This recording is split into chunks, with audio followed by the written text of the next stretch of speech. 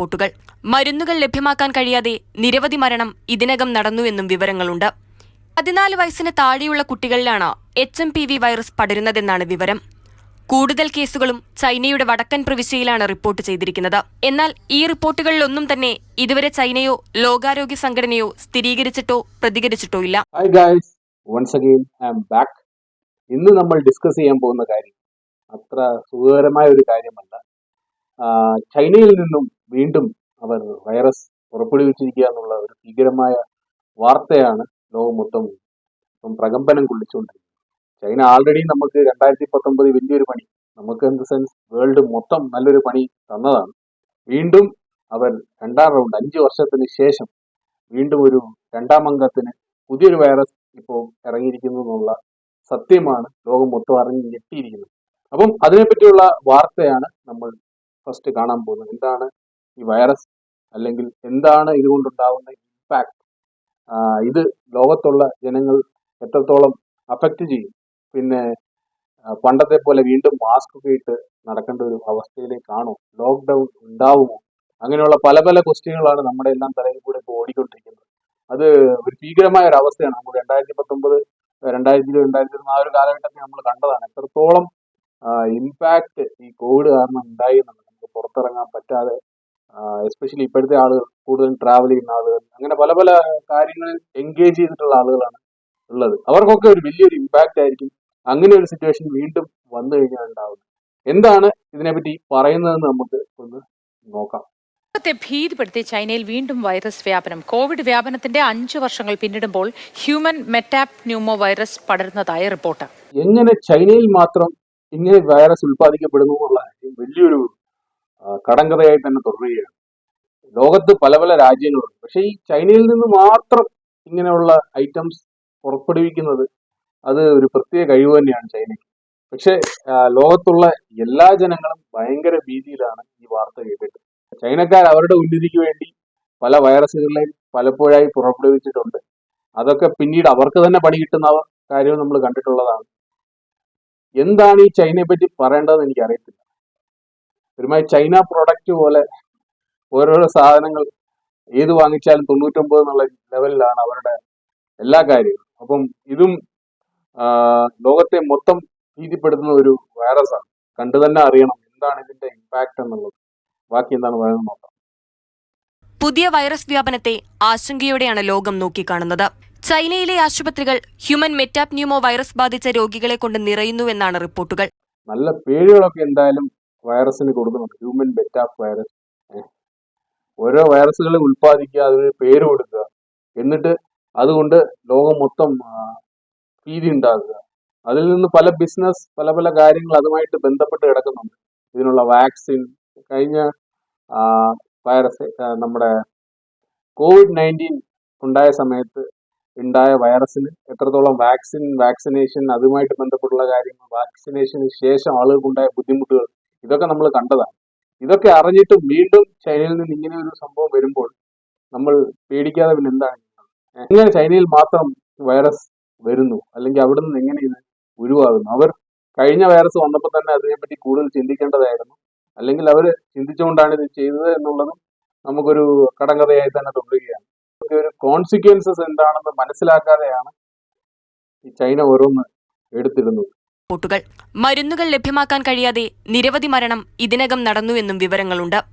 Influenza A, human metapneumo virus, COVID-19 എന്നിവയുൾപ്പെടെ ചൈനയിൽ പടരുന്നതായും ചൈനയിൽ നിന്ന് തന്നെയുള്ള ചില എക്സ്പോസ്റ്റുകളിൽ രേഖപ്പെടുത്തുന്നു. എല്ലാ വൈറസും പടരുകയാണ്. അതും ഹോസ്പിറ്റലൊക്കെ മൊത്തം നിറഞ്ഞിരിക്കുന്ന ഒരു അവസ്ഥയാണെന്നാണ് പറയുന്നത്. എല്ലാവരും വീണ്ടും മാസ്ക് ഇട്ട് തന്നെ പുറത്തു പോകുന്ന ഒരു സിറ്റുവേഷൻ ആണ് അവിടെ ഉള്ളത്. അങ്ങനെ ഒരു സിറ്റുവേഷനിൽ വീണ്ടും നമ്മൾ എത്തിച്ചേരുകയാണെങ്കിൽ ഉള്ള ഒരു അവസ്ഥ എന്ന് പറയുന്നത് ഭീകരമായിരിക്കും. ആൾറെഡി നമ്മൾ അതൊക്കെ ഫേസ് ചെയ്ത്, അതൊക്കെ കടന്നിപ്പോൾ വേറൊരു ഫേസിലേക്ക് നമ്മൾ എത്തിയിരിക്കുകയാണ്. വീണ്ടും ആ പഴയ ഫേസിലോട്ട് പോകുക എന്ന് പറയുന്നത് എത്രത്തോളം ഭീകരമാണെന്ന് എനിക്ക് ഓർക്കാൻ പറ്റുന്നില്ല. അങ്ങനെ ഒരു സ്റ്റേജിലേക്ക് നമ്മളെ കൊണ്ടുപോകത്തക്ക രീതിയിലാണ് ഇങ്ങനെ ഒരു സാധനം പൊട്ടി പുറപ്പെട്ടു വന്നിരിക്കുന്നത്. 14 വയസ്സിന് താഴെയുള്ള കുട്ടികളിലാണ് HMPV വൈറസ് പടരുന്നതെന്നാണ് വിവരം. കൂടുതൽ കേസുകളും ചൈനയുടെ വടക്കൻ പ്രവിശ്യയിലാണ് റിപ്പോർട്ട് ചെയ്തിരിക്കുന്നത്. ശ്വസനേന്ദ്രിയ സംവിധാനങ്ങളെയാണ് വൈറസ് ബാധിക്കുന്നത്. അപകട സാധ്യത ഏറെയുള്ളത് പ്രായമായവരിലും കുട്ടികളിലും രോഗപ്രതിരോധ ശേഷി കുറഞ്ഞവരിലുമാണ്.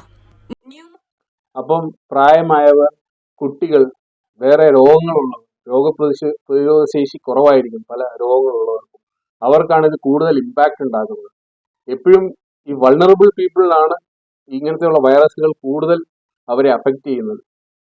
കുട്ടികൾക്കൊക്കെ ഇത് പ്രത്യേകിച്ചും ഭയങ്കര ഇമ്പാക്ട്ഫുൾ ആയിരിക്കും. ഇത് നമ്മൾ COVID-19 കണ്ടതാണ്, പ്രായമുള്ളവർക്ക് ഇമ്പാക്ട് ഉണ്ടായത്. പിന്നെ അതിനുശേഷം പ്രായമുള്ളവരിൽ അത്ര പ്രശ്നമില്ല, പിന്നെ കൊച്ചു കുട്ടികളിൽ അങ്ങനെ ഭയങ്കര പ്രശ്നമായിട്ട് കാണാൻ സാധിച്ചു. ഈ വരുന്ന വൈറസുകളെല്ലാം ഇമാതിരി ഒരു റേഞ്ച് ആണല്ലോ എന്ന് ഓർക്കുമ്പോഴാണ് അതൊന്നും നമുക്ക് തടയാൻ പറ്റാത്തത്, അല്ലെങ്കിൽ മരണം കൂടുതൽ ഉണ്ടാകുന്നത് ആ തരത്തിലുള്ള വൈറസുകളാണ് ചൈനയിൽ നിന്ന് പൊട്ടിപ്പുറപ്പെട്ടു വരുന്നത്.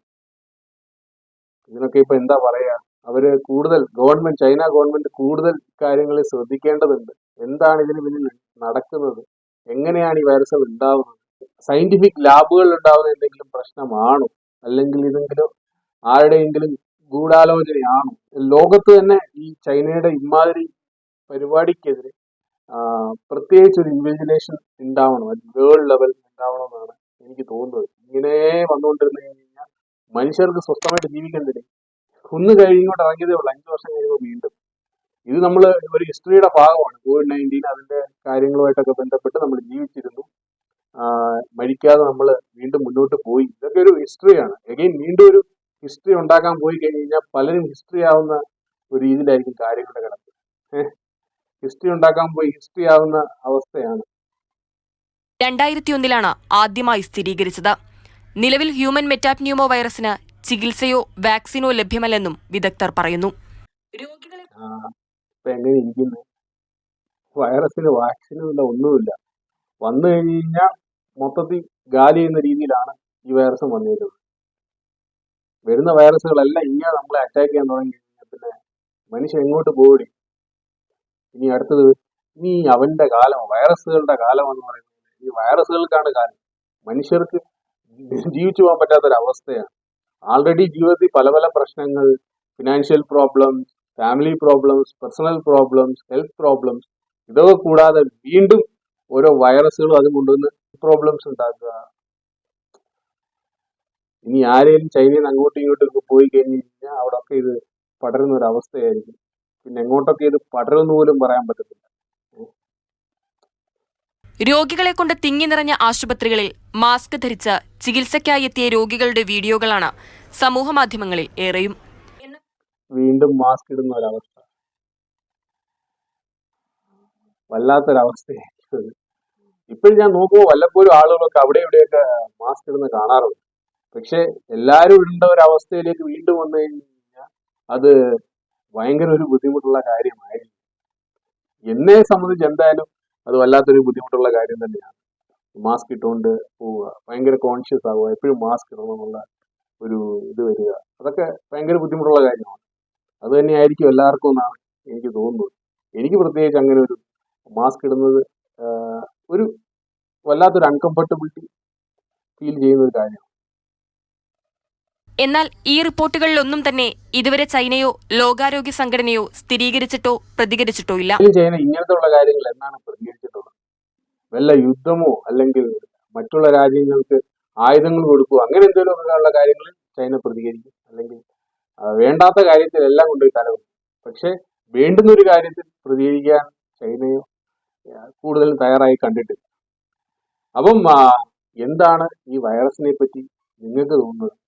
എങ്ങനെയായിരിക്കും നമ്മുടെ ഇനിയുള്ളൊരു അവസ്ഥ? അത് പേടിക്കേണ്ടതാണോ, അല്ല പേടിക്കേണ്ടതില്ല, ഇത് ചൈനയിൽ തന്നെ റെസ്ട്രിക്റ്റ് ചെയ്യുമെന്നാണോ നിങ്ങൾക്ക് തോന്നുന്നത്? അതോ ബാക്കിയുള്ള ലോകരാജ്യങ്ങളെല്ലാം തന്നെ അതിനുള്ള ഒരു പ്രീ റെമഡീസ് അല്ലെങ്കിൽ വരും വരായികയെ പറ്റി ചിന്തിച്ച് എന്താണോ അത് ചെയ്യേണ്ടത് അത് ചെയ്യണമെന്നാണോ നിങ്ങൾ കരുതുന്നത്?